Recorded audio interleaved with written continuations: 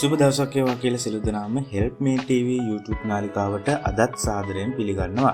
ඉතින් ඔන්න මේ වෙනකොට මහජන බැංකුවේ විදේශ මුදල් තැන්පතු පොලි අනුපාත වැඩි කරලා තියෙනවා. ඉතින් ඒ සම්බන්ධව කතා කරන් තමයි අද මේ වීඩියෝ එකෙන් ඔබ හමුට එන්නේ. ඉතින් ඔබ අපේ channel එකට අලුත් කෙනෙක් නම් subscribe කරලා එකතු වෙන්න කියලා මතක් කරන ගමන් අපි වීඩියෝ එක පටන් ගමු.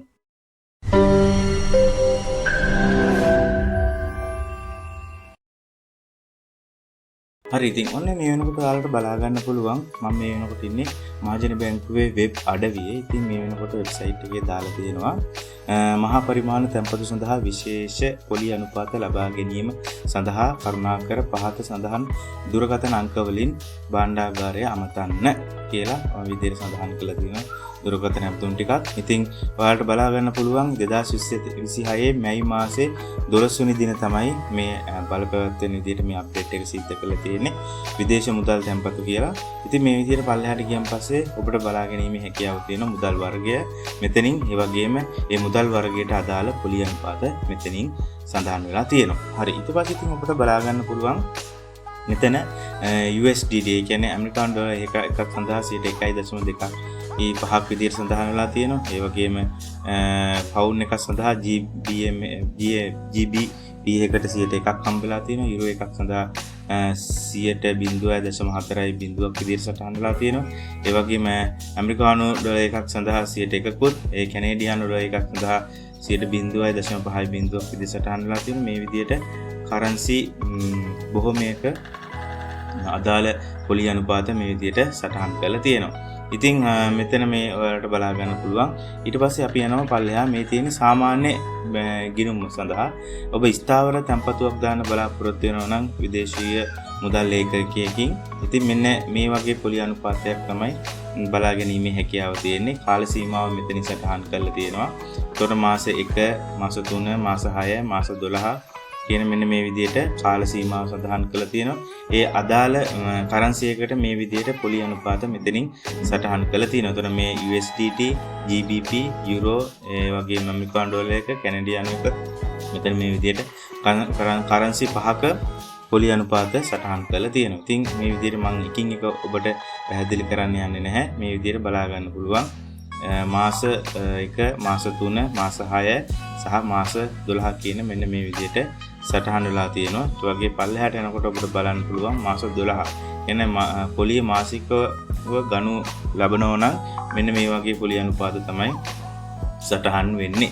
ඊළඟට මෙතන තව සඳහන් වෙලා තියෙන මැයි මාසේ 2026 මැයි මාසේ 12 වෙනි දින තමයි බලපෑම් පරිදි මේක සටහන් කරලා තියෙන්නේ. මේකේ විශේෂත්වය තමයි පෞද්ගලික විදේශ ව්‍යවහාර මුදල් ස්ථාවර තැන්පතු වසර 2 වසර 3 4 5 කියන කාල සීමාව සඳහා ආරම්භ කරන්න පුළුවන්.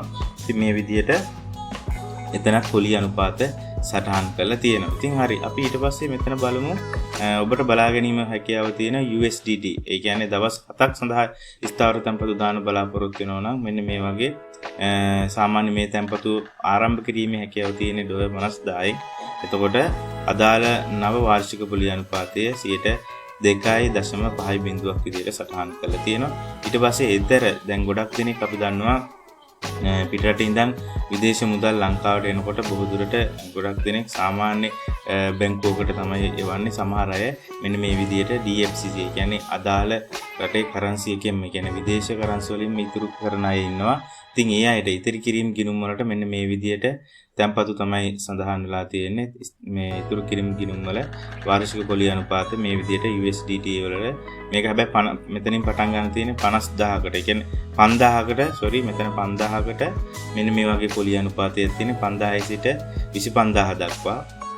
මේ වගේ විදිහට තමයි පොලි අනුපාත සටහන් වෙලා තියෙන්නේ. ඉතින් ඒ වගේම තමයි මෙතනක් තියෙන්නේ විශේෂ පොලි අනුපාත ඒ අදාළ ගිණුම් වලට මේ ගිණුම් ආරම්භ කිරීමේ හැකියාව තියෙනවා. ඔබ අදාළ අර ඉහත සඳහන් කරපු බැංකු නම්බර්ස් එක කන්ටැක්ට් කරගෙන මේ විදිහට අදාළ ඔබ කැමති පොලි අනුපාතයක් සාකච්ඡා කරලා අදාළ ස්ථාවර තැන්පතුව දෙමීමේ හැකියාව තියෙනවා. ඒ වගේම තමයි පුද්ගල විදේශීය මුදල් ළමා ගිණුම් කියලා එකක් තියෙනවා. ඉතින් මේක ආරම්භ කරන්න පුළුවන්කම තියෙන්නේ ඔබ ඔබගේ දරුවන්ට යම්කිසි තැන්පතුවක් දාන්න බලාපොරොත්තු වෙනවා නම් විදේශීය මුදලකින් ඉතින් මෙන්න මේ විදිහට ගිණුමක් ආරම්භ කිරීමේ හැකියාව තියෙනවා.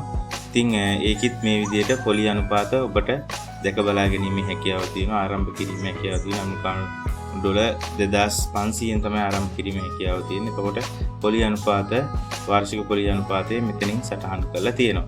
ඉතින් මේ විදිහට ගොඩක් ස්ථාවර තැන්පතු පොලි අනුපාත අප්ඩේට් වෙලා තියෙනවා.